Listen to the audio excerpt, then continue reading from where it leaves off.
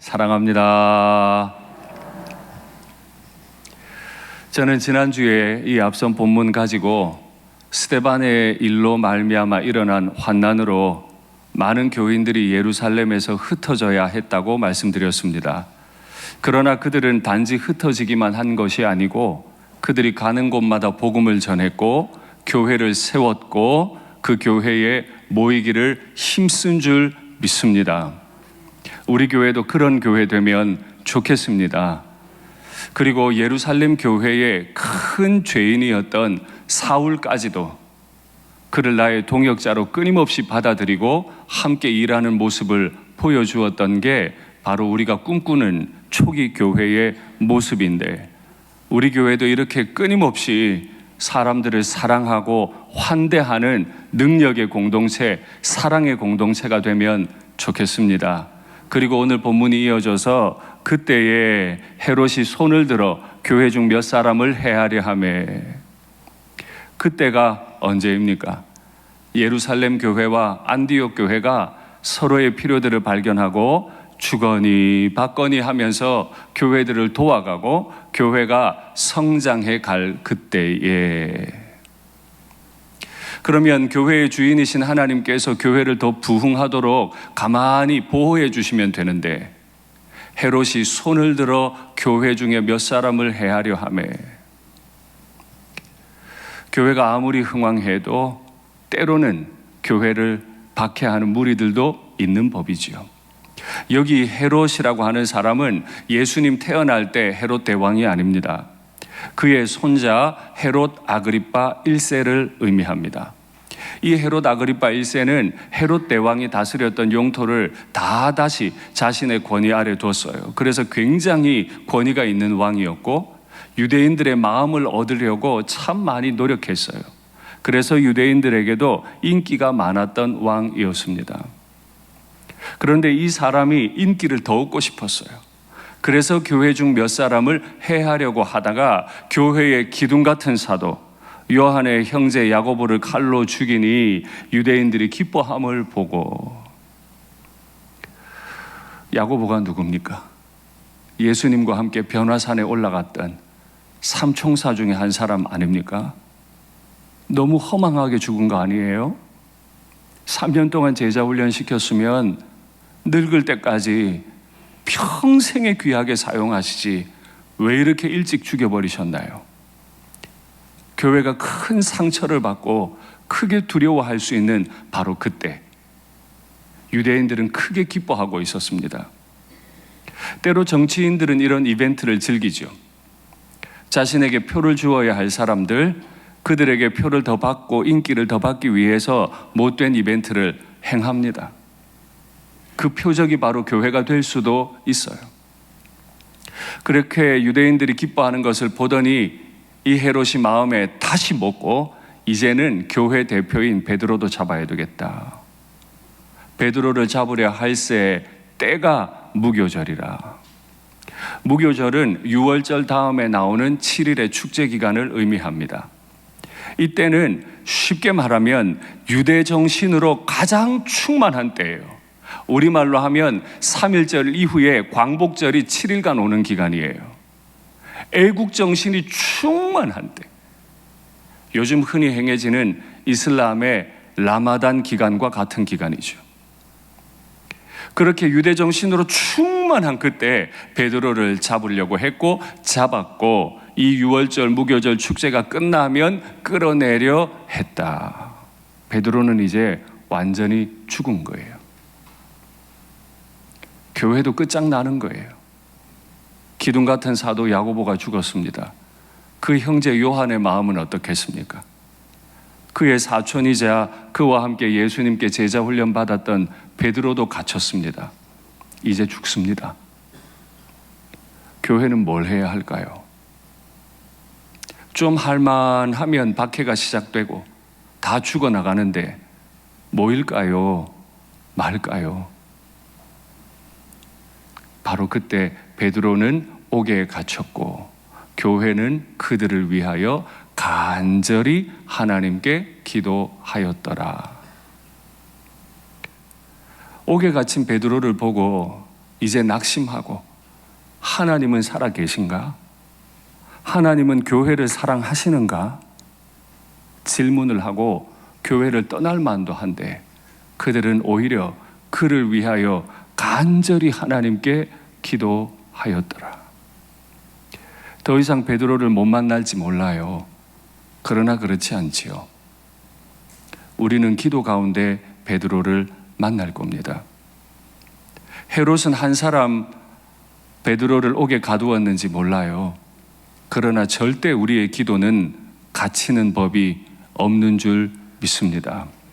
사방이 우리를 에워싸고 가두어 둔다 한들 하나님은 우리 위에 하늘문을 활짝 여시고 열린 하늘 아래를 걷게 해 주시는 줄 믿습니다. 그래서 환난이 오면 올수록 교회는 모여서 기도하기를 힘써야 하는 줄로 압니다. 그리고 시간이 며칠이 지났겠죠. 이제 내일이면 헤롯이 베드로를 잡아 끌어내다가 이제 죽이는 날입니다. 헤롯의 마음이 편치 않았는지 아니면 이 마지막 날 어떤 일이 벌어질지 모르겠다 싶었는지 4사람씩 4패씩 16명의 간수를 베드로를 지키게 만듭니다. 옥문 밖에 2 간수가 서 있습니다. 옥문 안에 2명의 군인들 틈에 베드로가 있고 2 쇠사슬이 베드로와 간수를 연결합니다. 이 둘이라는 숫자가 반복이 됐죠.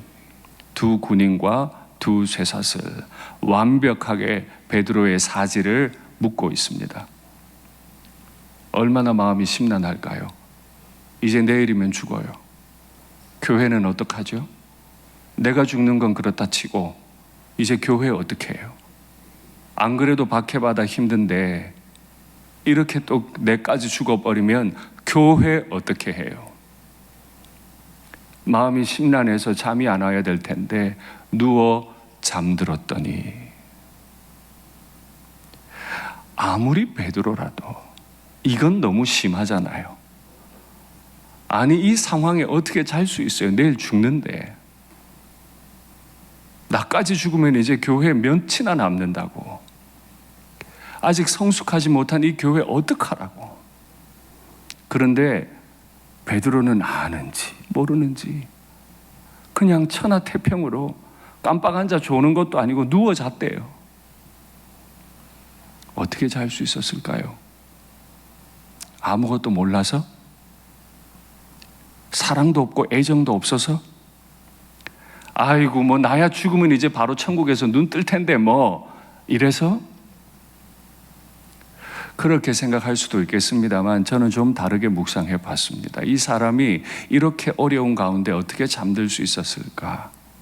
시편 말씀 확인하시죠.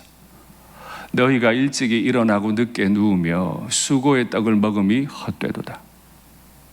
한 집안의 가장으로서 아무리 애를 써도, 한 교회의 담임 목사로서 아무리 애를 써도 내 수고로 끝나면 그건 헛되요. 그러므로 여호와께서 그의 사랑하시는 자에게는 잠을 주시는 도다.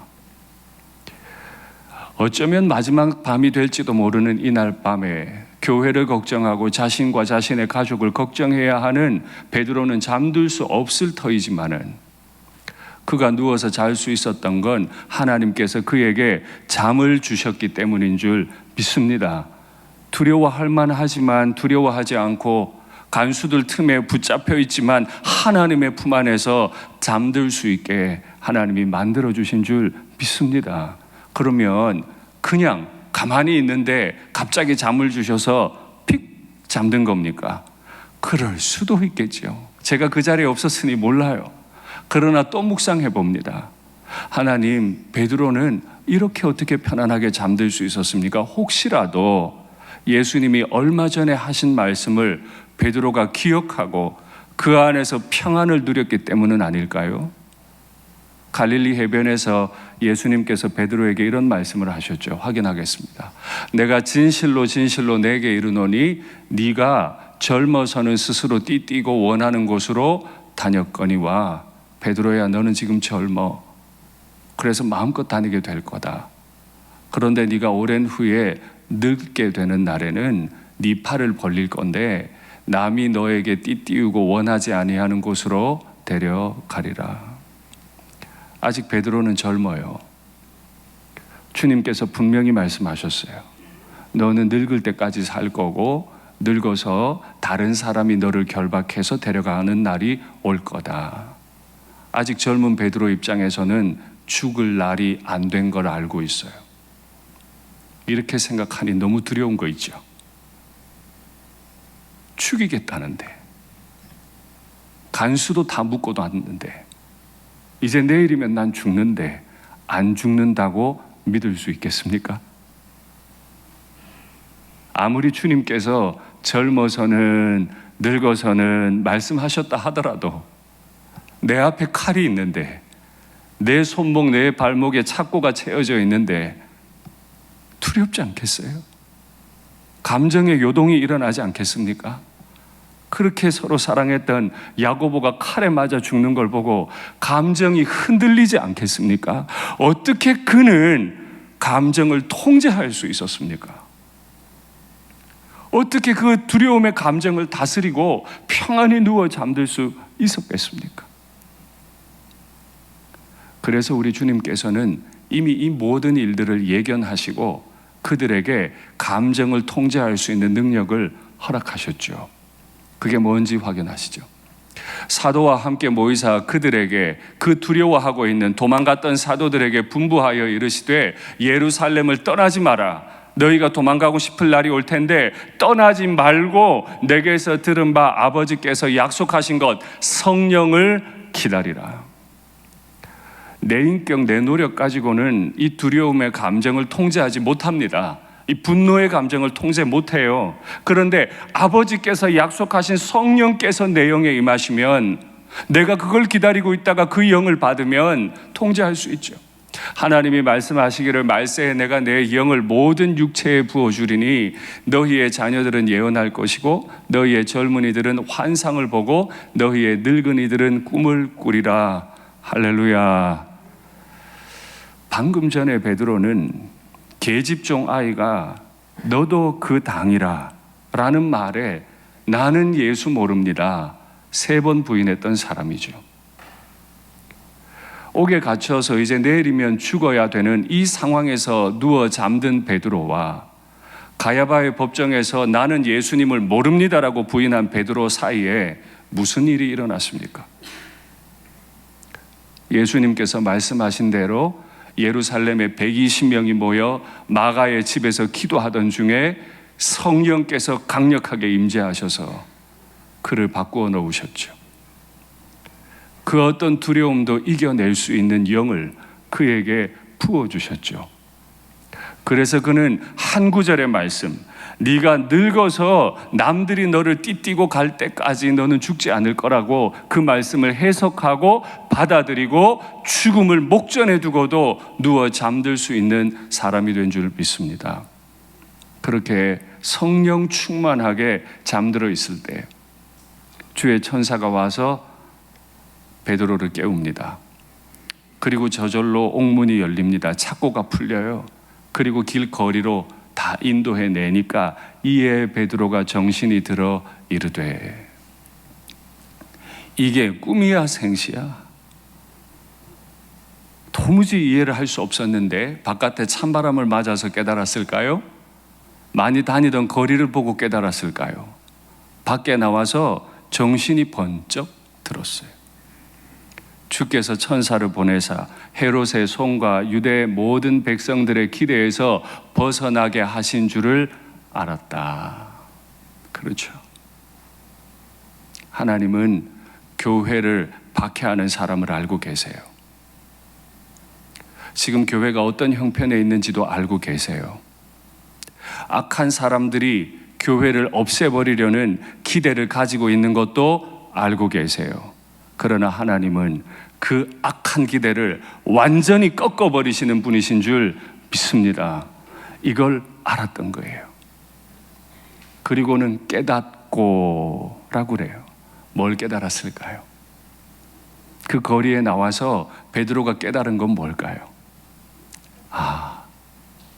사람은 나를 옥에 가둬도 하나님은 나를 거기서 건져내실 수 있구나.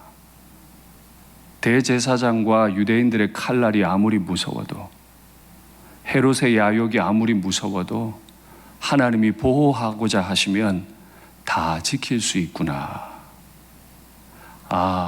그리고 이때 예루살렘 교회 교인들이 모여 기도하고 있겠지. 기도의 힘이구나 깨닫고 마가라 하는 요한의 어머니 마리아의 집에 가니 여러 사람이 모여 기도하고 있더라. 이게 교회의 모습이라. 한 사람이 지극히 어려움을 당해 있을 때 교회는 그를 기억하고 목숨 걸고 기도한 거죠. 잡히면 다 죽어요. 모이면 안 되는 거예요. 집에 숨어 들어가야 돼요. 바로 그때도 교회는 여러 사람이 모여 기도하고 있더라. 모여 기도하는 사람들도 대단하고, 자신의 여관집 큰 다락방을 예배에 쳐서 교회로 내놓은 마가라 하는 요한의 어머니 마리아도 대단하고, 성령께서 그를 깨닫게 하셔서 교회로 이끌어 가셨죠. 문을 두드립니다. 내가 왔어. 아마 엄마 아빠들은 모여 기도하고 있었을 거고, 어린 애기 로데라 하고 하는 어린 애기가 문에서 뭔가 소리가 자꾸 나니까 조심히 가봤겠죠. 나 베드로인데, 베드로 옥에 갇혔는데요. 나 베드로라고 너무 놀래가지고 막 뛰어갔겠죠. 기도하고 있는 어른 붙잡았겠죠. 엄마, 베드로 왔대. 뭐라고? 아니, 베드로 왔대. 베드로 지금 밖에서 문 두드리고 있어. 네가 미쳤구나. 진짜인데? 그러면 그를 보호하는 천상가 보지. 재밌죠?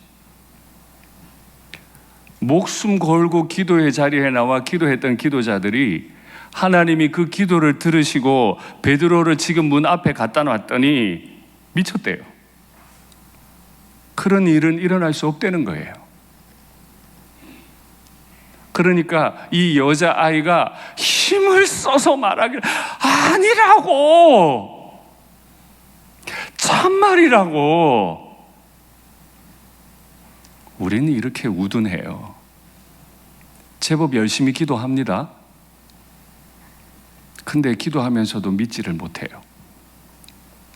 그런데 다르게 말하면 이렇게 말할 수 있죠. 우리는 어떤 기대를 가지고 하나님 앞에 기도합니다. 그러면 하나님은 그 기대를 넘어서는 응답을 허락하시는 줄 믿습니다. 악한 사람의 기대는 꺾어버리시지만은 주님의 이름을 믿고 모여 기도하는 사람들의 기대는 넘어서도록, 넘치도록 응답하시는 분이 우리 하나님 아버지이신 줄 믿습니다. 아멘. 바로 이게 우리가 꿈꾸는 초기 교회의 모습이죠. 우리가 흔히들 주여 우리 교회가 초대교회 같게 하옵소서, 초대교회 같게 하옵소서. 그 초대교회 같음, 그게 뭡니까? 베드로가 설교했을 때 막 3,000명이 믿은 그 능력, 온 땅을 돌아다니면서 복음 전했던 그 열정, 내 모든 집들 재산 다 팔아가지고 주님 앞에 헌금했던, 유무상통했던 아름다운 모습들, 다 귀하죠. 다 꿈꿀만 하죠. 그러나 그 이전에 이게 돼야 되잖아요. 뭐예요? 모여 기도하더라. 모여서 기도하지는 않는데 3,000명, 5,000명이 몰려옵니까? 모여서 기도하지 않는데 온 세계로 선교사를 파송을 해요? 모여서 기도하지 않는데 내 거 팔아서 다 바친다고요? 어불성설이죠. 내 시간, 내 감정 하나 내놓고 기도를 못하는데 무슨 역사가 일어나나요? 그러나 반대로 얘기하면 나는 이렇게 응답하셔도 네가 미쳤도다라고 말할 수밖에 없을 만큼 연약한 인생이어도 그들이 하나둘 모여 기도하기 시작할 때 하나님은 하늘 문을 열어버리시잖아요. 넘치도록 응답하시는 하나님이신 줄 믿습니다. 우리 공동체는 그걸 경험하는 초기 교회 닮아있는 우리가 되면 좋겠습니다. 교회를 위해 이렇게 놀라운 일을 행하셨음을 다 기록해 놓고 오늘 우리가 읽은 아주 어색한 본문이 하나 있습니다. 왜 이 내용이 여기 들어가 있는지 모르겠다 싶을 만큼 갑자기 헤롯이 두로와 시돈 사람들에게 대단히 화가 났습니다. 두로와 시돈 사람들은 헤롯의 왕국에서 나는 양식들을 가져다가 먹고 살았거든요. 그런데 이 헤롯이 화가 난 거예요. 그래서 두로와 시돈에게 식물을 공급하지 않았어요. 마치 지금 러시아가 천연가스를 공급하지 않겠다 하는 것과 같아요. 그러니 두로와 시돈 사람들이 먹고 살기가 힘들어지니까 한 마음으로 그에게 나와 화목하기를 청했다. 제발 우리를 불쌍히 여겨주시고 당신의 왕국에서 나는 곡식 좀 주세요. 곡식 좀 주세요. 헤롯의 권위 대단하죠. 마음만 먹으면 교회 사람 잡아다 죽여버립니다. 마음만 먹으면 이벤트도 할 수 있습니다. 마음만 먹으면 두로와 시돈 사람들 굶어 죽든 말든 내 성질대로 다 할 수 있습니다. 그게 왕의 권위죠. 그 왕의 권위를 사람들이 막 칭송합니다. 그러니까 헤롯이 신이 나가지고 왕의 옷을 딱 입고 백성들 앞에서 일장 연설을 하기 시작했습니다. 그 말을 들었던 백성들이 아부를 겸했을까요? 이는 신의 소리요 사람의 소리가 아니라. 헤롯의 마음이 끝까지 높아지고 있어요. 근데 그때 굉장히 어색한 말, 그가 하나님께 영광을 돌리지 아니하므로 주의 천사가 그를 치니 곧 그가 벌레에 먹혀 죽으니라.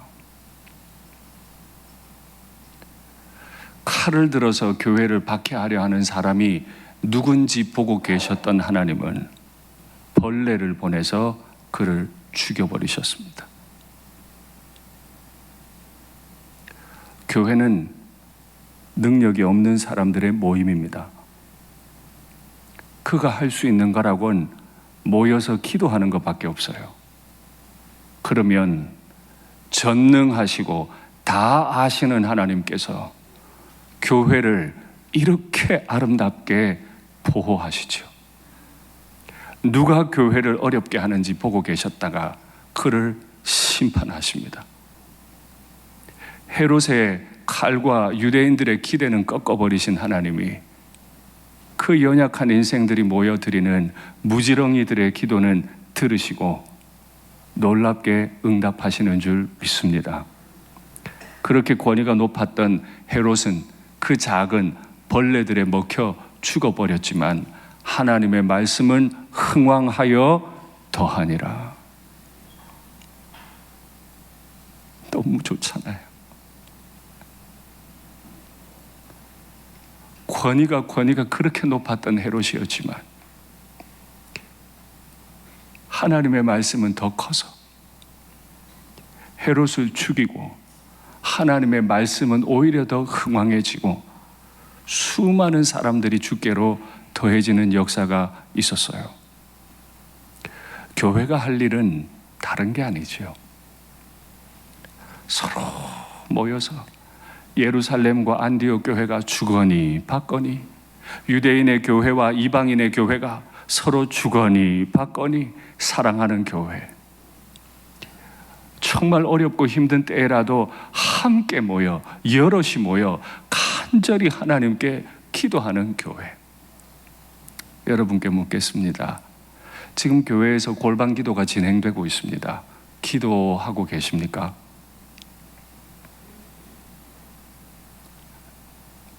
퇴근하시고라도 기도하고 계십니까?